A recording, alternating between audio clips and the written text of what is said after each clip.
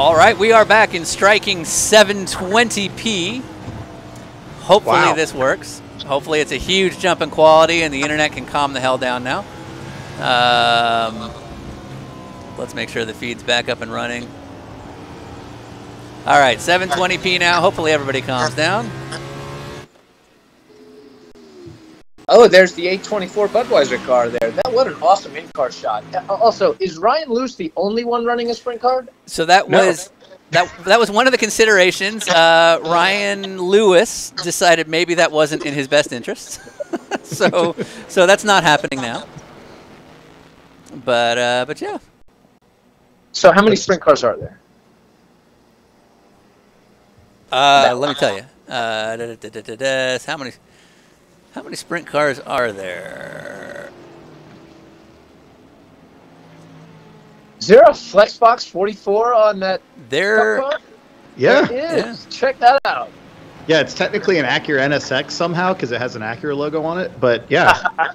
That's awesome. Okay, we're getting some feedback that the change is a little better. And then at first you got, it's a little better, much better. Somebody said it's like I'm wearing glasses. So that's a lot of fun. I don't know what that means. As in, it's better? What does that mean? I mean, for me, it's going back and forth. One change. minute it's crystal clear and great, and then right now it's a little bit fuzzy and kind of going back and forth. It's still fine. That's the risk of going to 720, unfortunately, because we're a little internet limited here. Here in Sebring. Yeah, well, you know, middle of Florida. Yeah, middle of Florida. What are you gonna do? Social distancing, a lot going on. Yeah, exactly. Sean, should we a special national anthem? So we did. So while there's a slow, there's a pretty good fight for the lead here. If you're paying attention here, it looks like because the Ed Carpenter Racing overall leader looks like it took some damage, and so now P2 is well on its way. What the hell we have going on here? So yeah, that's Josh Chen leading, and then Mr. Berg in P2. Berg obviously a little better at working traffic than the U.S. Air Force car. Let's see how they do coming up against these MX-5 Cup cars, and Ryan Lewis on the back straight. Actually doing a pretty good job to hang with these Cup cars. Yeah, I mean, I imagine the straight line speed is pretty damn close between the two, but yeah, and it's about 1,000 pounds or 1,200 pounds lighter, so it should actually be hauling ass in the corners here. Yeah, it actually gets really well through 17, just scooting right past your 44 NSX Magnus livery. And we did a lot of testing to figure out what would work here. Yeah, we put a lot of time and effort into the actual race component. I can tell. Yeah. All right, so while we're still figuring things out here, unfortunately, time got ahead of us here. So we're gonna a little bit special, a little unique. Let me get it queued up here. So we had a grand marshal. Actually, not a grand. No, we'll have to do that later. Do what later? Well. All right, still figuring things out technically. This is, we don't exactly do full-time iRacing web streams for a living. Well, but we might soon. Whoa, we got an IndyCar backwards out of 7 there. That was not one of our leaders. Also missing a nose cone completely there. I'm pretty sure that's Brian Herta. Is that Brian Herta? That's clearly Brian Herta. That's correct. Yeah. What a battle. 3 cars been nose to tail here. You could throw a blanket over them. If you had a blanket that was that big. Right? A humongous blanket. I could throw it over the first 3 cars. This TCR battle for the lead, I keep saying for the lead. I'm just going to assume that because I can't see numbers on the side of your scoring pylon so I can see if it's actually the lead or not. So great for Andy Lally to call in with his criticism and feedback. So, Andy, what do you got planned for your social distancing future? Me? Man, so it's been tough because this is the longest I've ever gone, even with injuries, of not being in the gym. And tomorrow is going to be the 10-year anniversary of my first ever jiu-jitsu class. So a little tricky not being on the mat, but I've been at the skate park a lot, and now you're still allowed to go in the woods, so mountain biking. Oh, that's how great. Yeah. Other than that, like 2 weeks ago, I kind of hoarded the supermarket and loaded up on different pastas and frozen vegetables, and pretty much what I'm eating all day. Some great battling here taking place. We got Andy Lally on the phone with Sean Heckman and Ryan Eversley from Dinner with Racers. We got a 5 wide on the front straightaway there between 2 Audi RS3 TCR cars, an Indy car, an HPD LMP2, and of course a Pro 2 trophy truck, which is pretty much what we expect to see at Pooper Sebring all day long. So I have a question about the number 84 NASCAR Cup car there. Is that Bill Riley on the hood? That is Bill Riley on the hood, and the side of it is adorned with like 1,000 chicken sandwiches. Ah, okay. Yeah, it was featured on our Twitter account. This rainbow Pro 2 truck. So Ryan, the Pro 2 truck. That's like your truck that you would see in Baja. This isn't a Robbie Gordon truck. This is a full-on Pro 2. Yeah, exactly right. It's something that you'd see in the Baja or the Score Off-Road Series that they run like the quick races. It's not your outright fastest thing, but it is pretty cool. It can obviously shortcut, but it has a bit of a limited fuel window. So I think the fuel range around Sebring is something like 6 laps. So they've got a lot of pit stops coming today. Wow. And I'm seeing 4 or 5 cars in the pit area right now as we had a shot of that front straightaway there. What is, to the morons like me that have never done an actual sim race, man, I love this guy's line. I take a very similar line in the Lamborghini here when we were testing there 2 weeks ago. And the what? In the Acura NSX you used to race for Mike Shank? Yeah? Yeah, that one. Oh, right. Yeah, sorry, that one. There's the Falcon Porsche that I think you guys run on Continental tires for a season. Yes. Absolutely. Yeah. Just plug in those sponsors there. You know, it's just the casual LMP2 HPD passenger sprint car, turn 6 at Sebring. Out of all these cars, Andy, which would you want to race at Sebring if you had the chance? Cup cars, followed by Pro 2 trucks. Oh, we got the Magnus car backwards in the exact same fashion that Potter went off in 14, but we were able to rally, come back and take that win there. He got dumped off by, I think, an LMP2 car or a trophy truck. Back to your question, Cup cars, because I've driven a stock car at Sebring and testing before. It was absolutely awesome, and I think it would make a great race there. Second, you don't even need the jumps. I was watching the practice session before you guys went live, and watching the Pro 2 trucks everywhere, especially turn 1 and 17, was amazing. I'd want to race. Yeah, the Pro 2 truck, I have to imagine, drives similar to the Robbie Gordon Stadium trucks, and they don't really need the jump, like you said, to be fun. The jump does add the excitement. It gets the wow factor. But the side-by-side racing in those things, because you're sideways all the time, they have a decent amount of power, no ABS, super soft setup. Yeah, it's a blast to drive those things. So I've driven a few prototypes at Sebring. So obviously the LMP2 car is very similar to what I've driven there in the past. That was a lot of fun, super fast. The fun factor's not so much there. The adrenaline factor's there, obviously, because the last prototype that I drove, well, the best prototype that I ever drove there was in 2008 in a Dyson Racing car there, and we would be top of 6th gear, rolling into turn 17, and we would turn in and be by the edge of the wall before we would then get on the brake and downshift 4 times. I love the Dale Earnhardt throwback in the MX-5 Cup car. And is that an Adrian Fernandez LMP2 livery that we just shot off the screen? Yeah, I believe so, and that's actually that. They raced a very similar version of this car back in the day with Fernandez and Luis Diaz. Yeah. Yeah, you're I on dig top it. of it. I'm a big fan of the people that took their time to go with to take their time in trading paints and make a really cool livery, whether it's throwback or their own or everything that they've done is pretty neat to see. We should take some questions from the chat room. So if anybody's got a question or two for Mr. Andy Lally, we'd happily pass those along.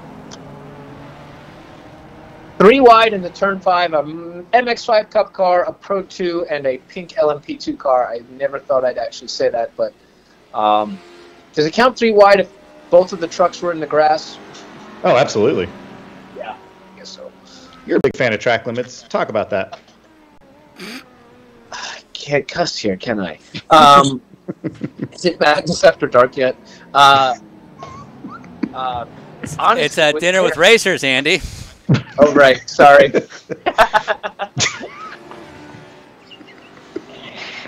Some awesome battling taking place. You see, Brian Hurt has got the nose on his 98 Reynard fixed, so that's great to see. We got an Audi TCR car stuck over there on, looks like the escape road in turn 7. Couple of questions. Is Eversley's suit green screened? No, it's not. Here's a question for Andy Lally. What's the biggest difference between the Audi R8 and the Lamborghini Huracan?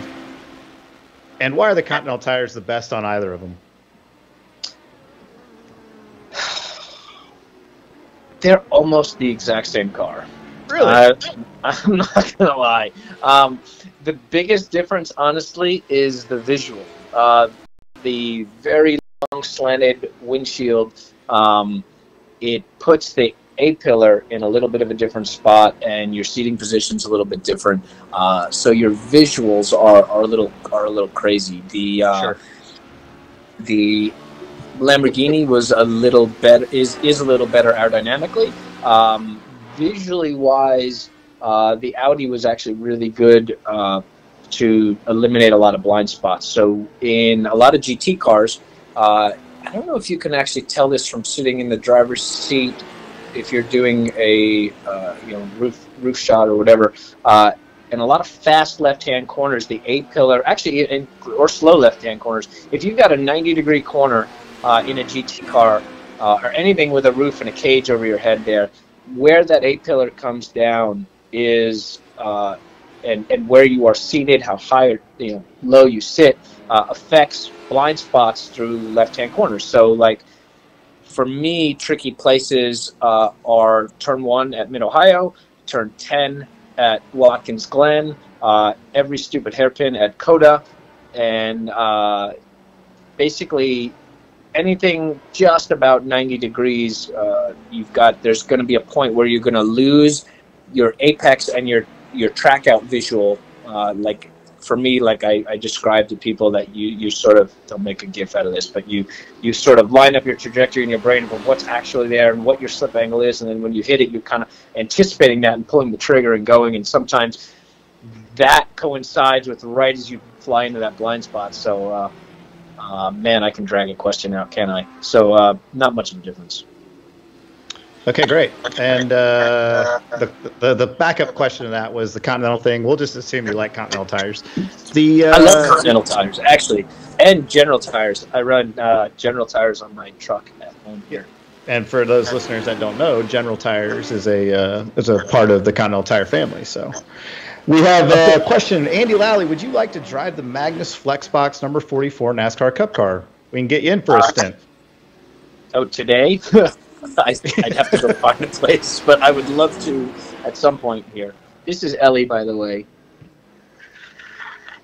Okay. What's the worst? Yeah, no, that'd be cool. I'd be down, without doubt.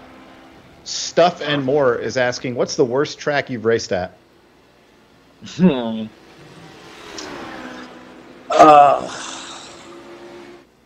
Can't say because they're a client of Track Rabbit. What's Track Rabbit, Andy? Track Rabbit is my company. It is right there. It is under the Andy Lally Alive umbrella of companies that I started with my partner David Adadon, and it is a registration site. So basically a lot of tracks, clubs, schools, whatever, that don't have a huge amount of people with them on staff. Even some big tracks use us to help register people coming in for races, lapping days, whatnot. We have a lot of tracks like VIR, New Jersey Motorsports Park. We've got a lot of schools, clubs, and associations with us. We've got our first SCCA association, BMW CCA, and a handful of other people on board with us. Thanks for the commercial. Yeah, we have a question about how are you and Ben Keating getting along this year? I just don't really see him or talk to him much, so I actually don't know if I've actually talked to him this year at all, to be honest. Fair enough. So not well. Yeah. Got it. Breaking news. Let's see. Hey, buddy. We had a question about the next potential top speed street luge run. So there's something big going on this year in the summer, if we have a summer, that is going to be even bigger than the run that we did there. But to be totally honest, I almost killed myself that year, and I finished up the run where I almost killed myself, and pretty much decided I wasn't going to try to do that again. Man, a move to the inside of 14 there. These pro trucks stick on the grass just as good as they do on the asphalt here. Whoa! We've got one of the TCR cars in the wall. That's one of our front runners. Is it? I don't know. I just felt like saying that because it would add a little more excitement to the let the drama happen, Ryan. Exactly. He was gonna be a front runner if he wasn't already. What's the? I can't read the livery on the big ass something something on the TCR car, or does it just say big ass? Is that it? Just a fan of big ass. I love big ass. Andrew Barca, good friend of ours, he asks, what, in your opinion, is the best place to eat on Long Island? Oh, there's two places. Well, one, my favorite place used to be Paradise Pizza, but those guys are the people that ran Paradise Pizza aren't running Paradise Pizza anymore. But sure. There's a place in Northport on the corner of Waterside Avenue and 25A that a friend of mine from high school runs, and it's Cafe something something. Dang it, I can't remember. Are you okay, pup? Yeah. Sorry, Andrew. Let's see. Any other questions for Andy Lally here? We have him listed as a skateboarder, but he also does pretty well at jiu-jitsu and some other things, racing cars. I got my first stripe on my brown belt last week, right before everything shut down. Yeah, so for listeners that don't follow jiu-jitsu, the brown belt is the last belt you get before you get your black belt. It takes about 8 years to get that, 8 or 9 years. And the next belt's the black belt, and at that point you certified ninja, and you're not allowed to like be alone. Like you have to have your hands handcuffed on flights so you don't hurt people. Is that how it works? I think you have to have one hand. Yeah, hi there. Say hi, Lori. Hi. Hi, Lori. Yes. So it's been fun. Yeah, it could take 8 years, could take 10 years like it took me, but actually it took 9.5 for me. Yeah, it takes a while. The jiu-jitsu is the longest path to black belt. On average, it takes about 12 years to get your black belt. If you're really kicking butt, it'll take you about 8 years. Pretty quick is about 10, and I'm on track. If we ever get back to non-social distancing, that maybe I'll get there in a 1.5 years or so. Maybe. Who knows? Cool. We got Steve Burrows, as I call him. Stu writes in. He just says, stay healthy and stay safe. You remember Stewie? Stewie is the man. I love Stewie. Is he driving or is he just watching? No, he's in the chat room and watching from home. How do you help with the recovery from all the bruising from jiu-jitsu to be ready to drive? You just try not to get bruised too much. I love our headshots with Zachary Heckman here. I didn't know that we had headshots here scrolling on the bottom of the screen. There's not everybody entered their headshots. I've driven injured a lot, honestly, between skating and jiu-jitsu. When I did the Brickyard 4, we got an LMP2 car into a TCR car and into the wall, and then he disappeared for a moment there. Now he's completely gone. Good Lord. That looked like the entry that I believe Tyler Cook was going to be driving. Tyler's a multi-time race winner in the Continental Tire Series, formerly known as.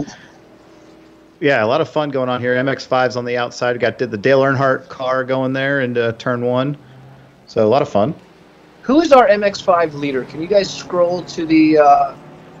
No, we can't, Andy. Stop demanding things. Jesus. I was like, wow, this is... Yeah, like, man, you've been on for about 10 minutes and you're already Andy Lally. I immediately looked at the raw feed of you, Sean, just to see reaction. Wondering. Yeah. All right, we do have to get rolling here, Andy. On that note, any final thoughts on this really good start to Pooper Sebring? I actually think this is an amazing start, to be completely honest. I love it. That's what I low love interaction in different classes, and I'm going to be watching all day here. All right, so we're gonna cut to another quick break, and then we'll have a new segment we're gonna feature where we're gonna educate people on the current economics of the sport. Wait, hold on, we're not there. There you go.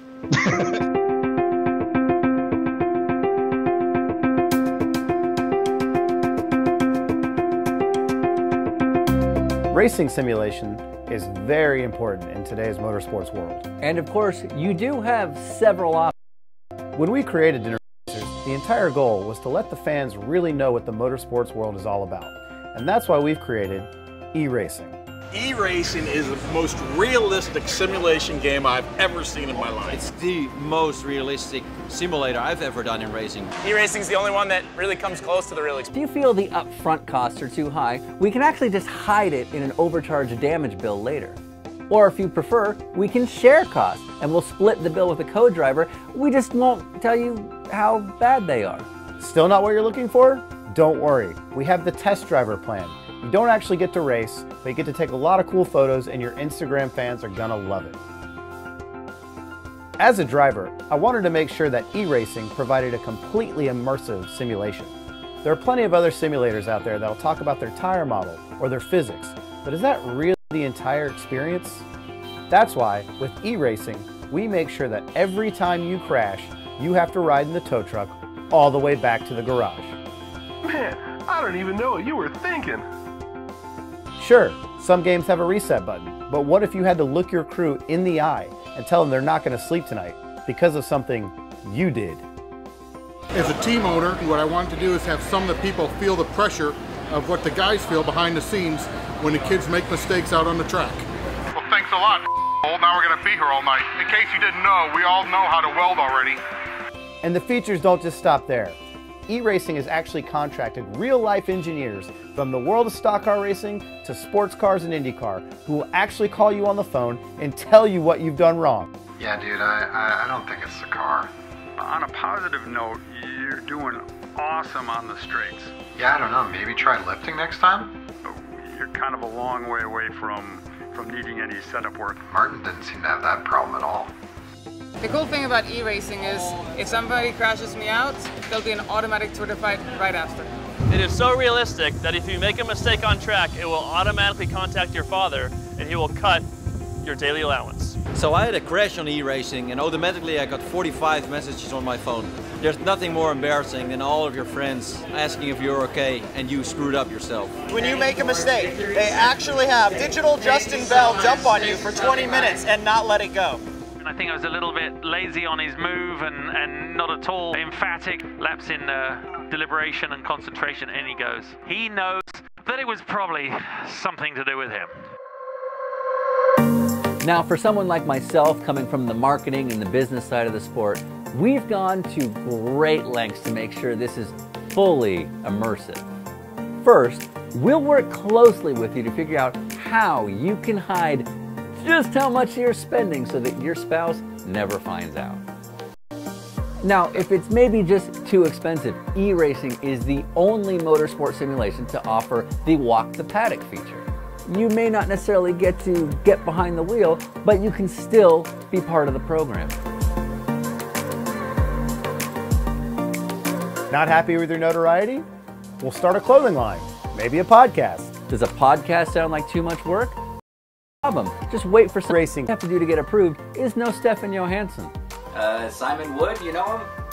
No, I don't know who that is. How about John Cantu? Yeah, he's fine. If you really want to know about racing, go e-racing is by far the choice of most pros. It's so realistic that even if you don't qualify for the e-racing 500, they still make you watch it on TV. Every single lap. When the time comes that you want to quit e-racing, don't worry. All we ask is that you give us an acceptable excuse. If you can't afford it, not a problem. Just blame the BOP. Simply not good enough? That's okay. Just tell us that you're going to focus on the family business. Or simply just get arrested. E-racing. The most authentic motorsports simulator in the world.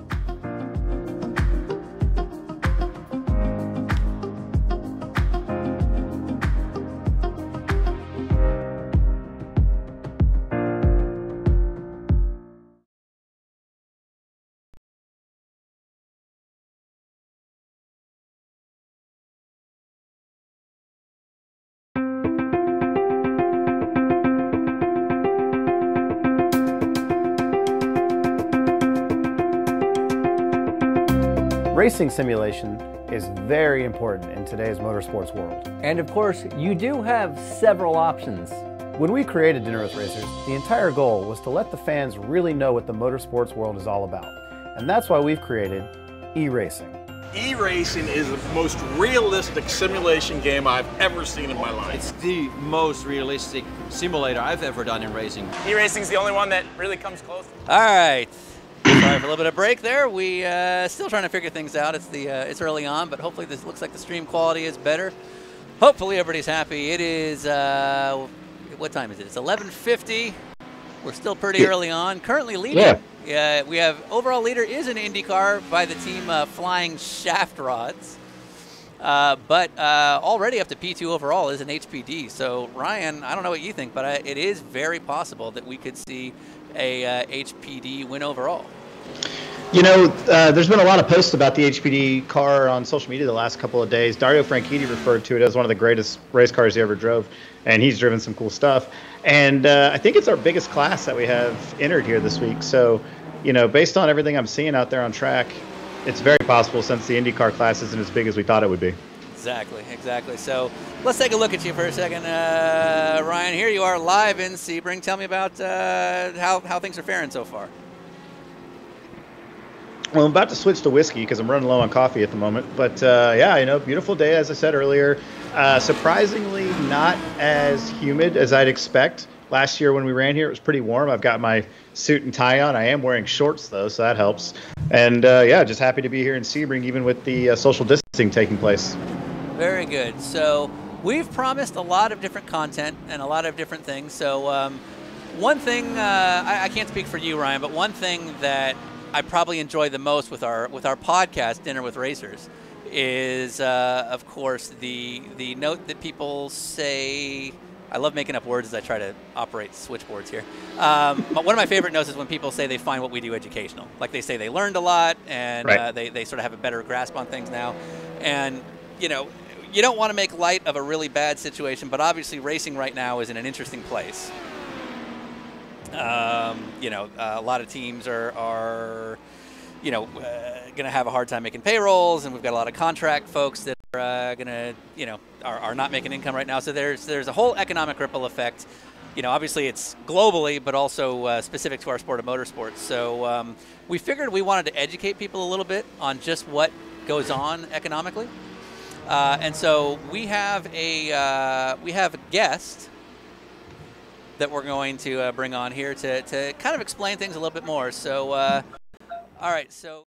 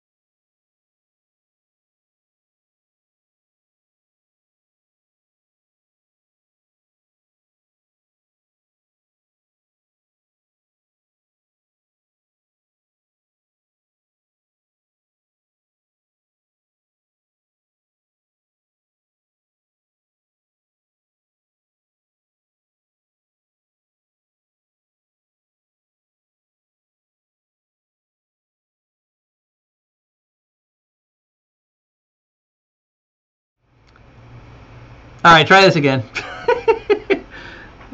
Now we can hear you. So so they missed it earlier. So it's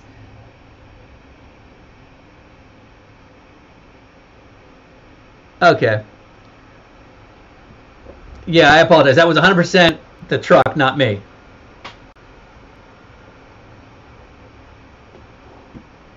How are you doing, Ryan?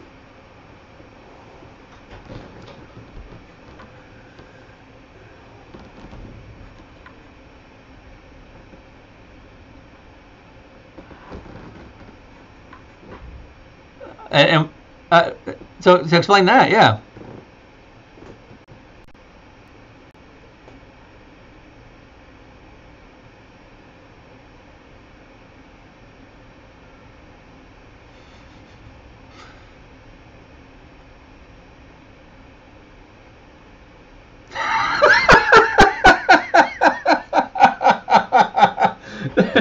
Yeah,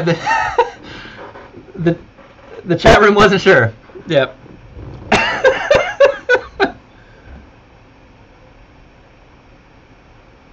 Again? How are we? What's going? Hold on. Hold on. Hold on. You. All right, now let's try it. Okay. Okay. All right. It's the first hour. Things are a little rough.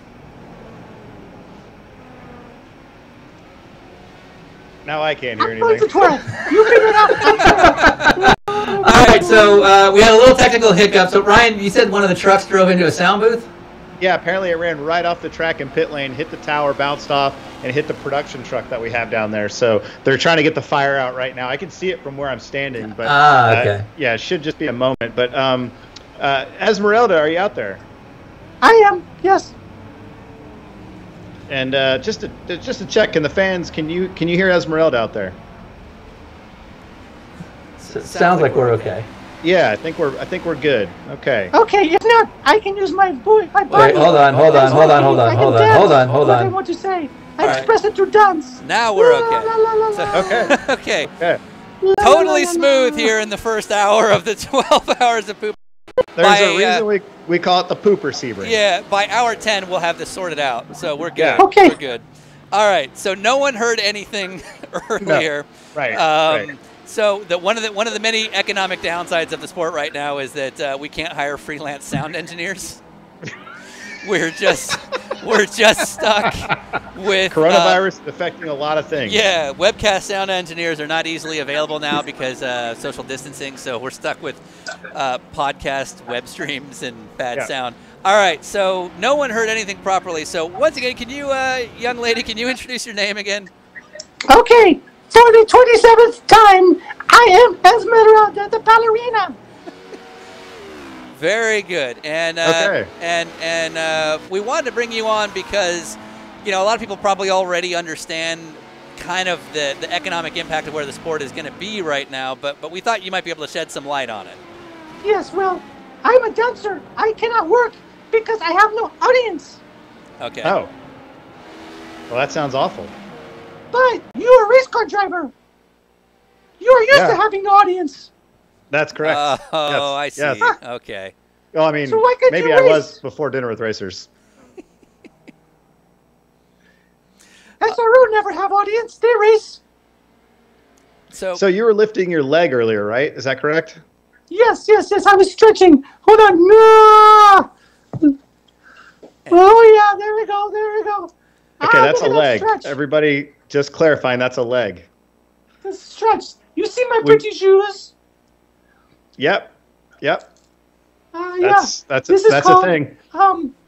Arabesque or Grand Plie or something like that. Esmeralda, how do you think the coronavirus pandemic is going to affect the livelihoods of people in motorsports? I don't know. You should ask the doctor. Hold on. What? What's happening? Oh, there we go. Okay. Oh, we have a doctor. Oh.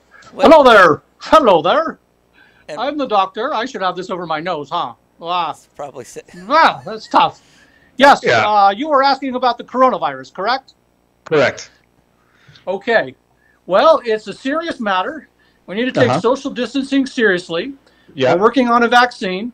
But in the meantime, for the next 18 months, you're screwed. Doctor, I don't think I heard. What was your name? Dr. Mick Stuffins. No, wait, that's taken. That's you about to Dr. say. McMuffins. Oh, that's also taken. Okay. What? Dr. McMuffins? Fine. I mean, whatever. There's no lawyers working right now. Hey, I'm not good at nickname names on spot. Let me ask the lawyer. Hold on. Okay. Love to talk to your lawyer. We have a lawyer. Yes, we're okay with Dr. McMuffins, but Dr. McStuffins is taken. Okay. Wait, wrong voice. Yes. Okay, what were you asking? So what is the prognosis right now? So we had Esmeralda, the dancer, on earlier, who was saying that she has no idea when she'll be able to work again, and obviously that means she can't be hired. So for a lot of our folks in racing, what do you think the next few months entail? Well, I thought there's going to be a lot of social distancing, which means no racing of any shape or form, because that would mean people would have to travel, get on airplanes, which is just normally a cesspool of bacteria, recycled dirty air. Yet now it's even worse. And then you'd all get together and get your sweaty bodies rubbing all over each other every time you commit a foul. Wait. That's basketball. Never mind. You guys are racers, right? Yeah. Well, I don't really know. As long as you got HEPA filters in your car's HVAC system, you should be okay. Oh, okay. So it's going to be fine. No. Remember that lawyer guy we talked to? He's got some problems with it. But I say, go ahead. All right. So, go ahead. Doctor, do you have anybody there that could talk a little bit about driver rankings? Yes, stand by. I don't know what we're getting here. Yeah, we'll see. I'm guessing he doesn't either. Yeah. In our Atlanta Puppet Theater here. There is actually a very popular center of the puppetry arts here, which I believe has been an inspiration for. Oh, we got a fireman. We got a fireman. Hey, were you guys saying something about a dumpster fire? Well, they're definitely watching one. All 400 viewers right now. Tell me more. Well, somebody said driver rankings, and usually when I hear that, it's gonna be a dumpster fire. Okay. So you seem like a wise fireman. What would be the easiest way to get rid of the dumpster fire? Well, I've been around for a long time. Okay. Back in the day, I used to watch guys like Rob Dyson race, Chip Robinson. Trying to think of some other guys. Ryan, Bob who are some of those guys that your dad raced with? Bob Aiken, Jim Truman. Bob Aiken, that's who I meant. Bob Aiken. Yeah. And you know what? They didn't need any driver rankings. They just raced. They had full-time jobs. But they just raced. Okay. So I just say we just go back to being race car drivers, and everybody goes races. Just for a few clarifications here. Are you a chief? Hold on. Let me look down at my shirt. I just bought myself this morning. Hold on.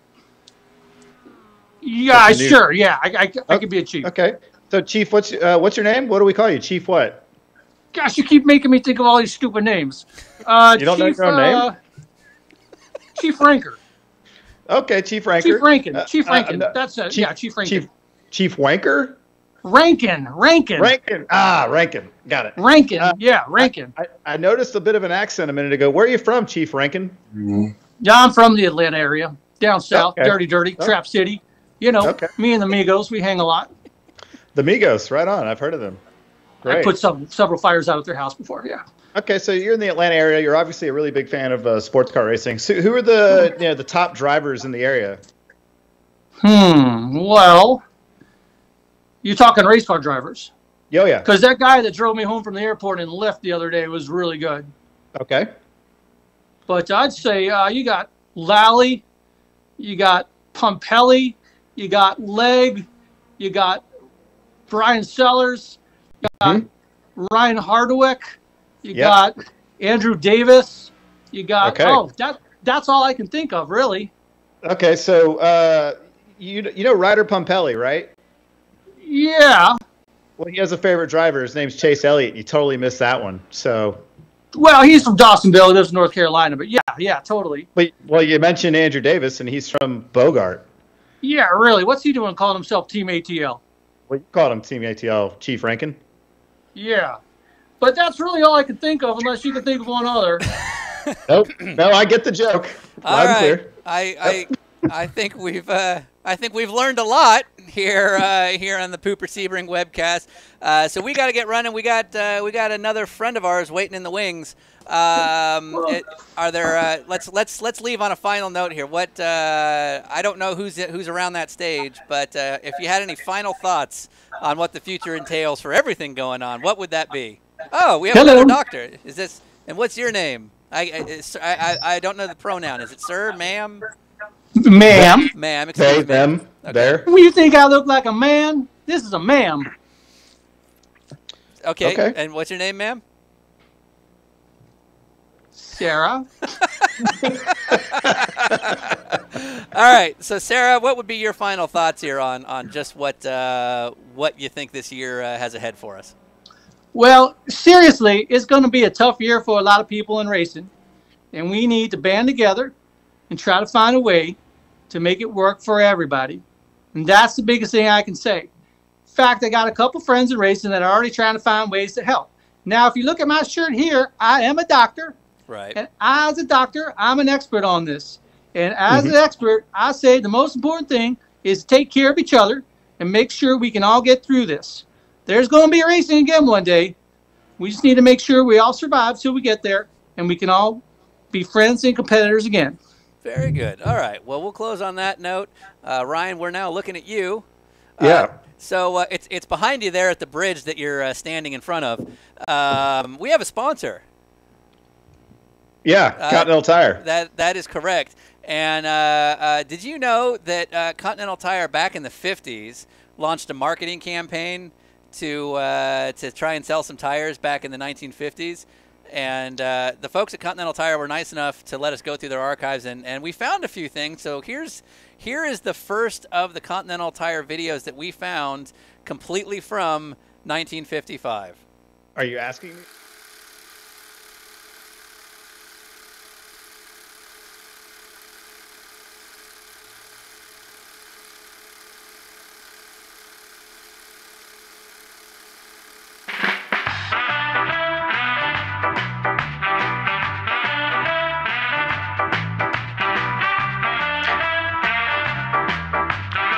Walking out of his natural home in Ohio, please meet Hines.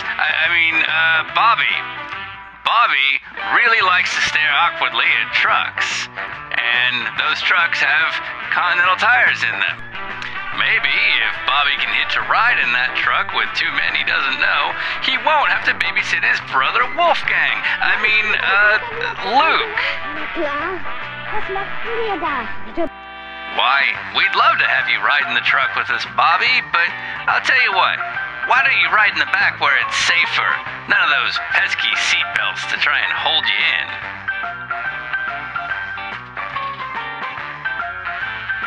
Say, where are we going anyway? Well, Bobby, we're going to, Road America. By far the safest track here in the U.S. because you've got trees to help slow you down.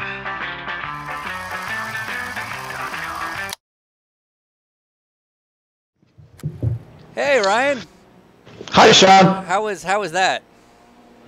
Oh, I learned a lot. Very informative, especially for the time period that it was shot. Totally makes sense. The voiceover sounds really familiar, but they have trees at Road America, things like that.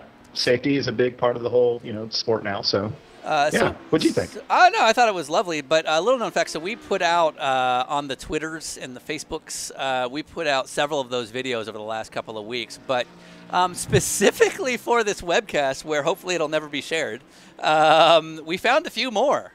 So we have some bonus content. So we're going to play one, and that video may repeat a couple times while we queue up our next guest. So we'll be right back. We have a pretty cool guest coming up next. Yeah, very famous.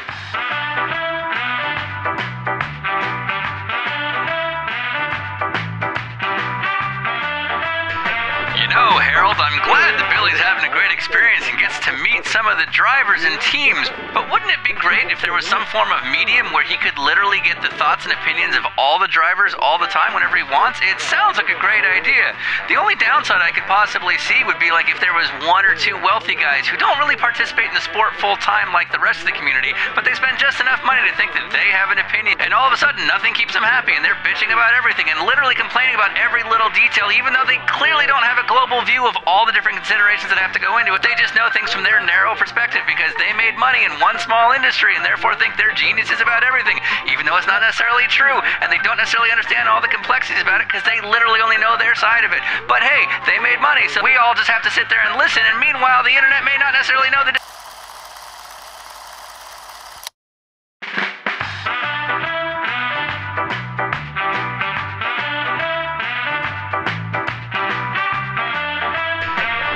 Harold, I'm glad that Billy's having a great experience and gets to meet some of the drivers and teams, but wouldn't it be great if there was some form of medium where he could literally get the thoughts and opinions of all the drivers all the time whenever he wants? It sounds like a great idea.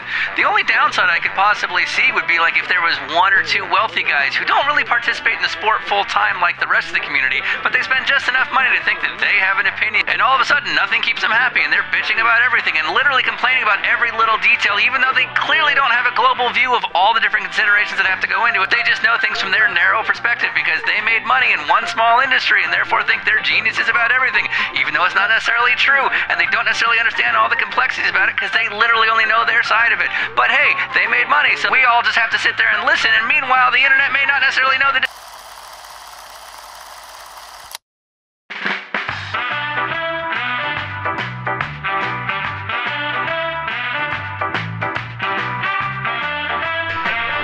Harold, I'm glad that Billy's having a great experience and gets to meet some of the drivers and teams, but wouldn't it be great if there was some form of medium where he could literally get the thoughts and opinions of all the drivers all the time whenever he wants? It sounds like a great idea.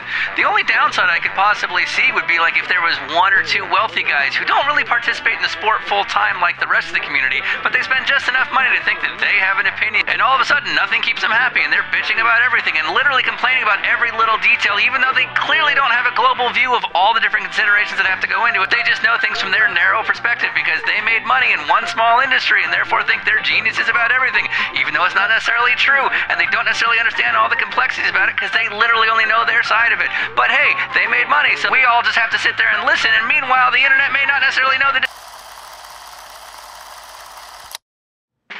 All right, and we are back to the 12 hours of Pooper Sebring. That is an Ed Carpenter IndyCar. Yeah. We're seeing passing a HPD. Brian, how are you holding up? So far, so good. I haven't really hit the whiskey too hard yet, but the on-track action has been great. I learned a lot from Esmeralda, and then also the strange German narrated videos that we were showing earlier. I mean, the Continental Tire commercials that we were showing earlier. So, yeah, so far, so good. I appreciate everyone being patient in the chat room and online because they know we've not really done this before, and also we're idiots. So, yeah, we appreciate that. So, speaking of people that like to have fun, we have another special guest. We're going to bring him up live on the air. He is, speaking of IndyCars that we're seeing on track, he is an IndyCar driver. He may or may not be driving in the Indy 500 if there is one. Please welcome Mr. James Hinchcliffe. James, how you doing? You were going to say, speaking of idiots, and I totally get it. Yeah, I don't know why I stopped myself either. Yeah, like, who do you think you're going to offend here? Come on. So how are you? Man, I am surviving quarantine as best I can. I've never thought I'd be so amped up to watch a bunch of e-racing on my iPad, but that's the world we live in. Exactly. So we got stock cars, we got HPDs, we got Indy cars. Do you think racing needs something like this in the real world? If you, I mean, I can't see any liability issues with this whatsoever. This looks totally safe and responsible. I will say the throwback, the retro livery of the Brian Herta shell car on one of the Indy cars actually looks pretty awesome with the DW12. So yeah. I think we need Shell to get back into the game. 100% agree. Also, though, I'm a big fan of Valvoline products, just to say that. Anyway, so Petro Canada for me personally. But yeah, fair enough. Fair enough. All right, so being the big IndyCar star that you are, if your current employers at Andretti were to say, hey, there's a 7-class series and you're going to be on the track with sprint cars and TCR cars, what's going on at Sebring, would you do it? absolutely. It's the right answer. Dude, at this point, I'd race a garbage can down a hill. Just this is just so painful sitting here and not doing stuff. Right. So what is the home routine right now? You know what? Let's just say my dogs have never been fitter. Like Becky and I kind of wake up and work out and then kind of think, all right, so should we just take the dogs on another walk? And we just, sort of running out of, I'm going to admit something I don't want to admit to many people, but unfortunately I'm going to do it on a public forum now. I made quarantine makes you just surf the internet and probably do things you wouldn't do if you were in a right state of mind. And I buckled and I bought a pair of these blue light blocking glasses because I figured we're going to be on our devices a lot over the next couple months. Yes. And I have no idea if they're probably a complete scam, right? But I totally fell for it. And now I've got these silly things that I wear watching stuff. It's good. It's good. We had a couple of questions of our own with, last year being kind of a strange season for you, the off season, and then not knowing if you're going to be able to ride, then having, the Andretti thing come together. Meanwhile, your wife, who's a very talented actress, has been really getting some good